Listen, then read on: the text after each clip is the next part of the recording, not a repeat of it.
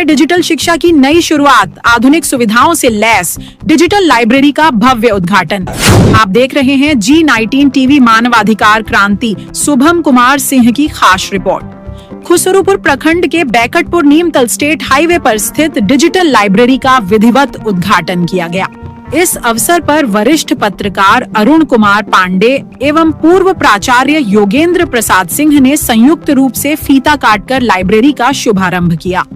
उद्घाटन के पश्चात वरिष्ठ पत्रकार अरुण कुमार पांडे ने कहा कि डिजिटल युग में डिजिटल लाइब्रेरी की शुरुआत अत्यंत सराहनीय कदम है।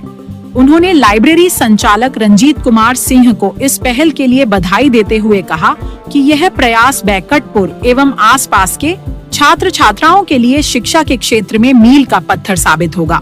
पूर्व प्राचार्य योगेंद्र प्रसाद सिंह ने कहा कि डिजिटल लाइब्रेरी के माध्यम से छात्र अधिक लगन से अध्ययन कर सकेंगे और भविष्य में बड़े पदों पर पहुंचकर क्षेत्र का नाम रोशन करेंगे।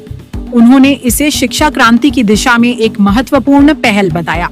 लाइब्रेरी के संचालक रंजीत कुमार सिंह ने बताया कि इस डिजिटल लाइब्रेरी की स्थापना का उद्देश्य शिक्षा को सरल, सुलभ और आधुनिक बनाना है। यहाँ छात्र छात्राओं के लिए अलग अलग बैठने की व्यवस्था, पर्सनल लॉकर, इंटरनेट सुविधा सहित सभी आधुनिक सुविधाएं उपलब्ध कराई गई हैं। एक शिफ्ट में लगभग 50 छात्र छात्राएं एक साथ अध्ययन कर सकेंगे। इस अवसर पर पत्रकार BN Choubey, Rajesh Kumar Sinha, Bhola Singh, Suryamauli Singh, Pramod Kumar Bhola, Ranjan Kumar, Manoj Kumar, professor Atmanand Singh, Shashi Bhushan Singh, Ashok master, Kakku मुखिया सहित कई गणमान्य लोग उपस्थित रहे।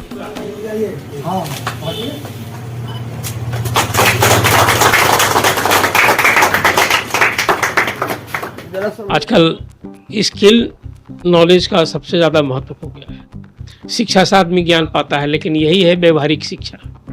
और कोई जॉब के लिए अब आपको इस दुनिया में आनी होगी, कंप्यूटर का साधन है।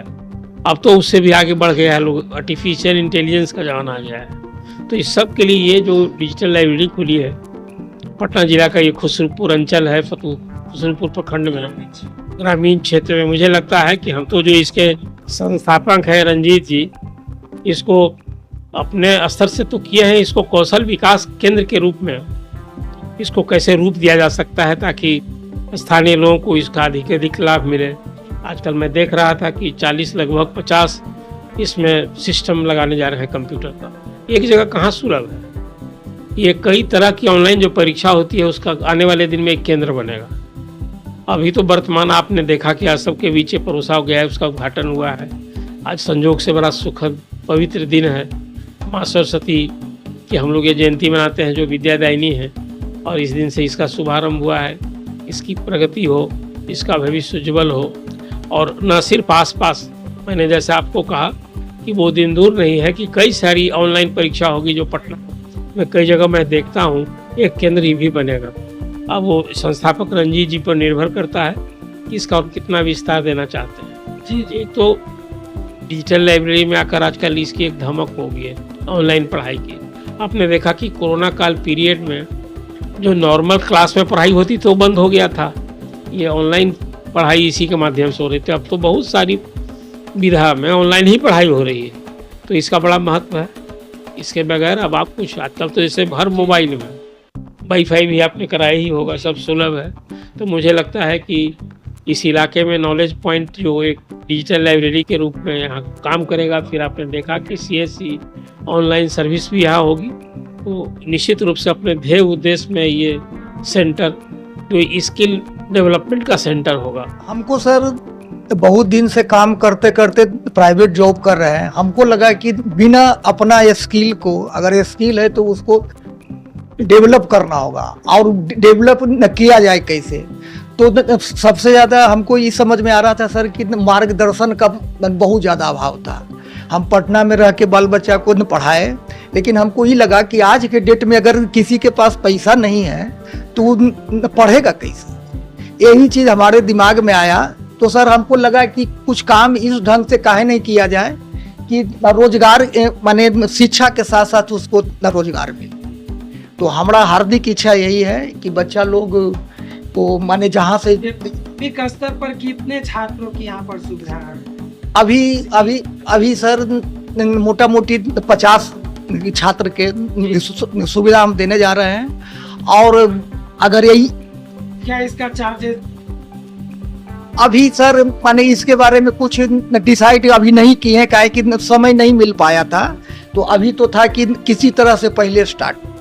नहीं कुछ परिकल्पना होगी ना कि कितना मिनिमम शुल्क रहेगा, मैक्सिमम रहेगा, मेरा गोल में तो ना है कि वो कितना देर टाइम दीजिएगा, यही रहेगा। इसमें सर हम सोचे हैं कि 4 घंटा का एक शिफ्ट, 4 जी 4 घंटा का एक शिफ्ट, और हर शिफ्ट का अलग अलग चार्ज है। सुबह वाली शिफ्ट जो 7 से 11 चलेगा उसका 300 रुपये, और 11 से लेके 3 बजे तक चलेगा उसका 450 रुपया। 4 बजे से लेके 7 बजे तक चलेगा उसका 450 रुपया। अगर कोई 12 घंटा अगर चाहते हैं उनको 800 रुपया। इसमें सर कोर्सेज का कोई टाइम टेबल भी है क्या?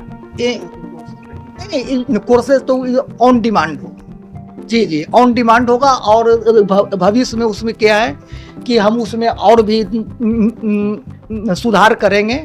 और हमारा हार्दिक इच्छा है कि अगर बच्चा लोग अगर इच्छुक रहेगा तो हम सारा जो सुविधा पटना में हम सब यहाँ पूरा स्टडी मटेरियल हम उपलब्ध कराने का माने हम सबसे पहले तो मैं रंजीत जी को बधाई देना चाहूँगा कि इनकी सोच जो आई, क्योंकि ग्रामीण परिवेश में और खासकर मेरे गांव और मेरे क्षेत्र में इस तरह की कोई विद्या का अभी तक कोई माने केंद्र नहीं बन पाया था। आज के युग में अभी तक तो सर्टिफिकेट की महत्ता दी जाती थी, लेकिन कौशल सबसे बड़ी चीज़ है। जब तक आपके अंदर कौशल नहीं है, लाख आपके पास ज्ञान है, वह किसी काम का नहीं है। तो व्यवहार रूप में देना, पहले भी शिक्षा के साथ साथ दीक्षा होती थी। तो दीक्षा क्या है? वही प्रैक्टिकल नॉलेज, जो व्यवहारिक ज्ञान है वो होना चाहिए। कुमार जीवक तभी सफल हुए जब उनका दीक्षा हुई, और आचार्य को उन्होंने यही बतलाया था कि गुरुदेव मैं सभी क्षेत्रों में और सभी जगहों में गया, लेकिन कहीं भी ऐसा कोई पौधा हमको नहीं मिला जिसमें औषधीय ज्ञान नहीं है। तभी गुरु ने कहा कि तुम्हारी दीक्षा पूरी हुई। ठीक उसी तरह से अभी पढ़ने वाले हमारे बच्चे तो बहुत हैं, लेकिन बच्चों की जो पढ़ाई है, उस पढ़ाई की आगे क्या भविष्य है, क्या सोच है। आज हम आत्मनिर्भर बनने के लिए यह करना चाहेंगे कि हमारे अंदर अगर ज्ञान है तो उसका व्यवहारिक कौशल भी हमारे पास, तभी हम सफल होंगे। आज की जो दुनिया है, इस दुनिया के जो बढ़ते हुए कदम है, उस कदम में कदम मिलाकर चलना चाहिए, नहीं तो हम लोग पीछे रह जाएंगे।